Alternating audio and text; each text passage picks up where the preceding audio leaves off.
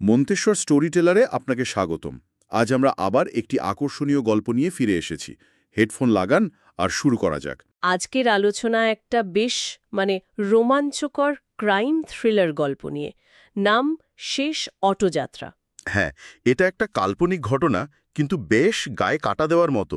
পুনের রাস্তায় এক রাতের ঘটনা। ঠিক, আমাদের হাতে একটা ছোট গল্প এসেছে, সেটাই উৎস। তো চলুন এর গভীরে গিয়ে দেখি কি লুকিয়ে আছে। একদম।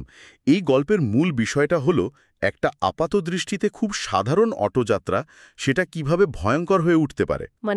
রোজকার চেনা পরিবেশেও যে বিপদ থাকতে পারে সেটাই দেখায়। হ্যাঁ, আর আমাদের নিরাপত্তার ধারণাটাও যে কত ঠুনকো সেটাও বোঝা যায়।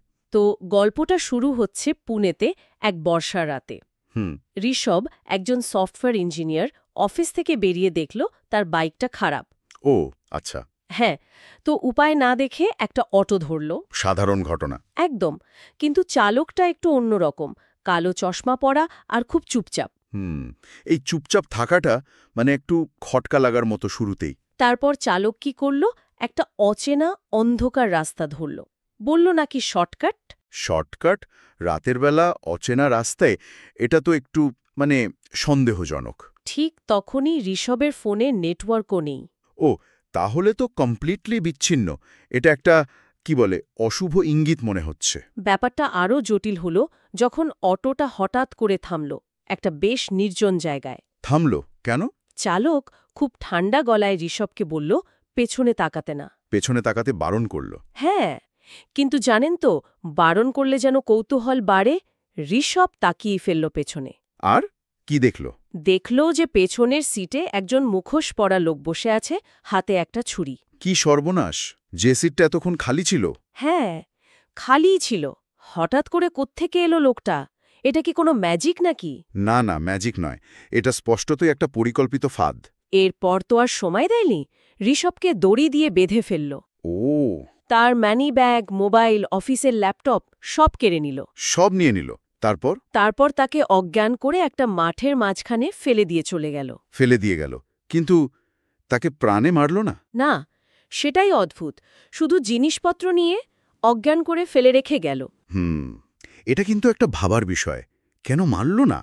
ওদের উদ্দেশ্য কি শুধু ছিনতাই ছিল, নাকি অন্য কিছু? হয়তো পরের দিন সকালে যখন ঋষভের জ্ঞান ফিরল, সে কোনো মতে কাছের পুলিশ স্টেশনে গেল। স্বাভাবিক। অভিযোগ জানালো নিশ্চয়ই। হ্যাঁ, পুরো ঘটনাটা বলল। পুলিশও তদন্ত শুরু করল। আর যখন ওই অটোর নম্বরটা ধরে খোঁজ খবর নিল, তখনই আসল টুইস্টটা এলো, তাই না? একদম, পুলিশ যা জানতে পারল সেটা শিউরে ওঠার মতো। কি জানতে পারলো? ওই অটোটা আসলে অন্য একজন চালকের, যাকে 2 মাস আগে খুন করা হয়েছিল। কি বলছেন? খুন হওয়া চালকের অটো? হ্যাঁ, সেই চালকের মৃতদেহ নাকি একটা ড্রেন থেকে পাওয়া গিয়েছিল, কিন্তু অটোটা তখন থেকেই উধাও ছিল। আর সেই খুনের কেসটাও অমীমাংসিত? ঠিক তাই, দুটো ঘটনা জুড়ে গেল। তার ঋষভের সাথে যা ঘটল সেটা সাধারণ ছিনতাইবাজদের কাজ নয়। এরা এমন একটা গাড়ি ব্যবহার করছে যেটা নিজেই একটা খুনের মামলার অংশ। বেশ ধূর্ত অপরাধী বোঝা যাচ্ছে। অন্যের পরিচয়, অন্যের অপরাধের সূত্র ব্যবহার করে নিজেদের আড়াল করছে। হ্যাঁ, এটা একটা পরিকল্পিত চক্র বলে মনে হচ্ছে, যারা হয়তো এই একই অটো, একই পদ্ধতি ব্যবহার করে আরও শিকার খুঁজছে বা খুঁজেছে। ভাবা যায়, ঋষভ যে বেঁচে ফিরেছে সেটাই তার ভাগ্য বলতে হবে। অবশ্যই, তার বেঁচে ফেরাটাই হয়তো এই চক্রের দিকে আঙুল তোলার একটা সুযোগ করে দিল। তাহলে এই কাল্পনিক গল্পটা থেকে আমরা কি বুঝলাম? একটা সাধারণ রাতের যাত্রা কতটা ভয়ঙ্কর মোড় নিতে পারে। আর নিরাপত্তা ব্যাপারটা কতটা আপেক্ষিক। চেনা শহর, চেনা যান, কিন্তু তার আড়ালেও কত অজানা বিপদ। অপরাধীরাও কত কৌশলী হতে পারে, তাই না? অন্যের ফেলে যাওয়ার সূত্র কাজে লাগিয়ে নিজেদের বাঁচিয়ে রাখছে। আর সবচেয়ে বড় প্রশ্নটা তো থেকেই গেল, ওই অটোটার কি হলো? ওই মুখোশধারী লোকগুলো কারা? হ্যাঁ, আর ঋষভকে কেনই বা জীবিত ছেড়ে দিল?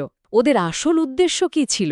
এই প্রশ্নগুলোই গল্পটাকে শেষ হওয়ার পরেও মনে খোঁচা দিতে থাকে। হয়তো এই অমীমাংসিত দিকগুলোই আমাদের ভাবনার জন্য ছেড়ে দেওয়া হয়েছে। ঠিক, পরিচিত জগতের আড়ালে এরকম আরও কত রহস্য হয়তো লুকিয়ে আছে। হয়তো। আচ্ছা, আজকের মতো তাহলে এখানেই শেষ করা যাক।